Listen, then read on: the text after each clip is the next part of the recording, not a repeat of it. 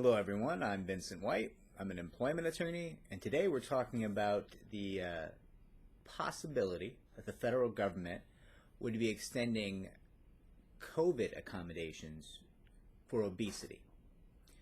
And this is a really big deal because right now, if you have a medical condition, right, like you have a comorbidity, if you're at risk because of a medical condition or a disability for COVID, for a higher chance of fatality if you contract the disease, there's a very good chance that you can have accommodations, perhaps work from home or other protections, that would keep you safe and would be over and above the protections that a normal employee might be offered because you are at risk, right?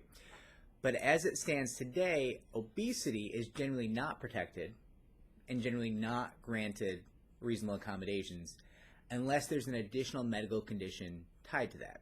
Right? So if you are technically obese, and no harm, no foul, I think I am technically obese under the law, under the way that, that scientists and doctors qualify obesity. So certainly no judgment, right? You're in good company. I think I'm great. I think you're great, right? But if you're obese today, and let's say you also have diabetes, you could not have an accommodation for your obesity, but you could have a reasonable accommodation for your diabetes because diabetes is tied to higher risk and worse outcomes with COVID, right? So there's a real argument that you might get a work from home accommodation for that. What the feds are looking at doing, what the federal government's looking at doing here is saying, hey, you don't need that underlying medical condition. It's enough just to be obese now, because we see that there's really bad outcomes for people who are overweight in terms of surviving COVID. It's one of the biggest signifiers that you're going to have a bad time with COVID if you are overweight. So they're looking at changing the law to grant reasonable accommodations for COVID. Right now, I think they're just looking at COVID, but reasonable accommodations, COVID-related, for obesity in the United States, in all 50 states. And that's going to be fascinating, because a little over 42% of Americans are obese. That's according to the CDC, right? Centers for Disease Control. So about, just shy of half of Americans are going to have a new protected class, obesity.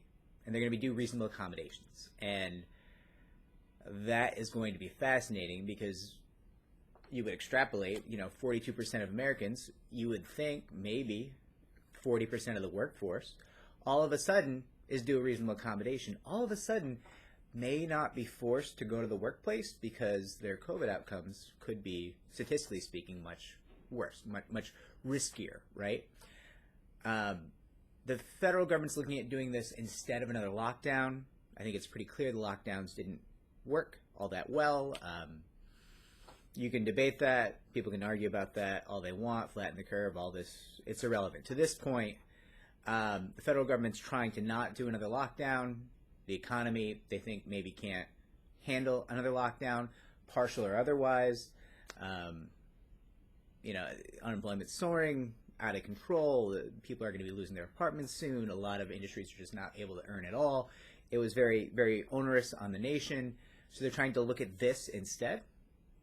And I just think that's going to be fascinating. I think as an employment attorney, this is the bleeding edge of the field developing itself, and all of a sudden, what you can do for people is going to be so much more extensive, right? I mean, anyone who's at risk for COVID, who's overweight, is going to be able to say, hey, I think I need to work from home. My doctor agrees.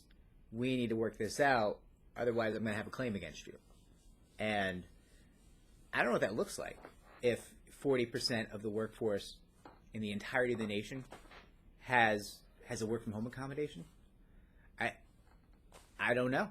I can't even begin to guess what that's going to look like. I can't wait to see if this happens. I can't wait to find out how it's going to be handled. The whole thing is fascinating, and I will be keeping you up to date because I'll be watching it day to day as it develops.